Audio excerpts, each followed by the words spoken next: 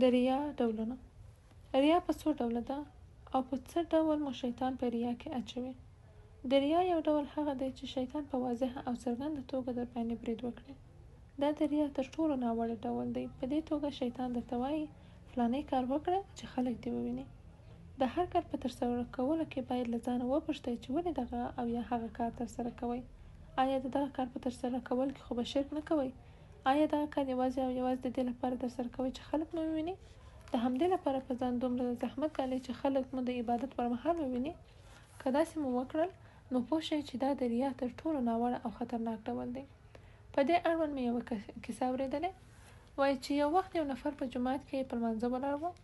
په جومات کې ناستو کسانو چې د هغه لمونځ ولید نو یې د هغه په ستاینه کې وویل چې څومره په خشوع سره لمونځ کوي، ښکلی لمونځ کوي، څومره خدای ته نږدې دی چې له سترګو یې اوښکې روانې شي، په څومره ښکلي او خشوع او خضوع سره لمونځ کوي.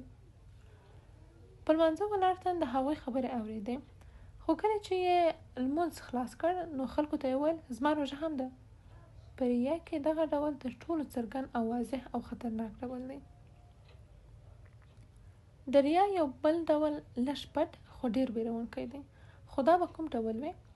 دا هغه ډول دی چې یو څوک د الله جل جلاله د عبادت له امله خپله ستوماني او خستګي وشي، یعنی په ټولیزه توګه ځان ستړی او ستومانه وشي، او بیا یې دلیل یا د الله جل جلاله عبادت څرګند کړي او یا یې ځینې نور مسایل لکه د حجاب اغوستل. دا هم په داسې حال کې چې حقیقت به داسې نه وي، دا به صرف یوه ادعا وي چې ډیر عبادت یې کړی او یا یې حجاب اغوستی. د بیلګې په توګه یو تن وایي زه نن ډېر ستړی یم. بل څوک ترې پوښتنه کوي ولې خیرت خو به وي، څنګه ستړی یې؟ ځکه چې ټوله شپه ویښ وم. ولې ویښ پاتې شوی وې؟ خدای دې یې قبول کړي، د شپې را پاڅېدم او ټوله شپه مې لمونځونه وکړل، ډېر یې ستړی کړم. دغه شان د الله جل جلاله په عبادت باندې د ستومانۍ او خستګۍ ښودلو ته هم ریا ویل کېږي. یوه ورځ حضرت عمر رضی الله عنه یو تن ولید چې خپل سر یې خوځاوه، یعنې د خشوع او خضوع او عاجزۍ څرګندونه یې کوله. حضرت عمر رضی الله عنه ورته وویل چې ای سړیه، خشوع له غاړې نه له زړه نه راځي، د خشوع ځای زړه دی. دا هم د ریا یو پټ ډول دی. ریا له دې نه هم پټ او پوښلی ډول لري. ځان سره فکر وکړئ چې تر دې پوښلی او پټ ډول به یې کوم وي.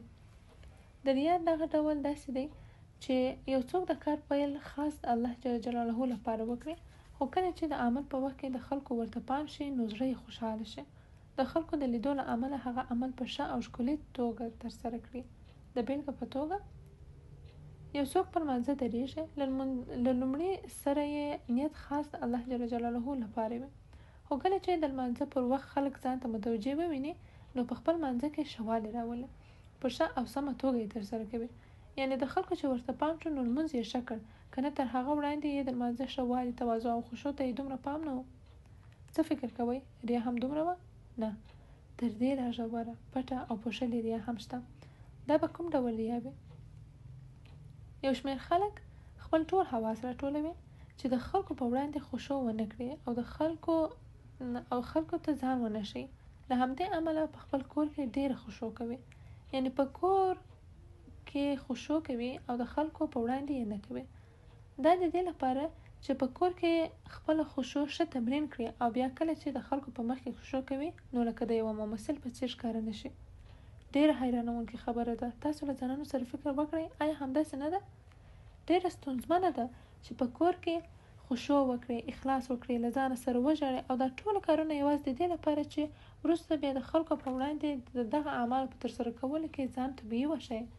یعنې په څه ډول یې چې د خلکو په وړاندې ترسره کوي په یوازیتوب کې هم هماغسې ترسره کړئ او په دې توګه خپل ځان د نفس له ټکونې څخه خلاص کړئ او ځان ته قناعت ورکړئ چې عملونه دې د خلکو په وړاندې او یوازیتوب کې یو شان ترسره کوي. که خبره لږ را لنډه کړم نو په یوازیتوب کې په خپلو عملونو کې ځکه ډېر اخلاص کوي چې د خلکو په مخ کې یې هم هماغسې وکړئ چې دا هم په زړونو کې د ریا بل ډول دی. پر دې سربیره د ریا ډېر زیات پټ او ډېر زیات خطرناک ډول هم شته دی. هغه کوم ډول دی؟ دا چې په خپله خونه کې یوازې وي، هیڅوک دې ونه ویني او له ځان سره په ډېرې ریاکارۍ وژاړې. څنګه امکان لري؟ خو د ژړا پر وخت له ځان سره دا هیله کوي چې خلک دې وویني. په همدې خاطر له ځان سره دا هیله لري چې کاشکې مې خپلې دا اوښکې د پرون شپې په مجلس کې تویې کړې وې. فکر وکړئ، آیا همداسې نه ده؟ سلف صالح وایي یو شمېر خلک داسې دي چې که د زرګونو کسانو په منځ کې هم اوښکې تویې کړي نو هغوی مخلصان دي او د زړه له اخلاصه به اوښکې تویوي. خو یو شمېر نور بیا داسې دي چې که په خپلو خونو کې له ځانه سره په یوازیتوب کې هم اوښکې تویې کړي نو ریا کوي او د ریا لپاره اوښکې تویوي.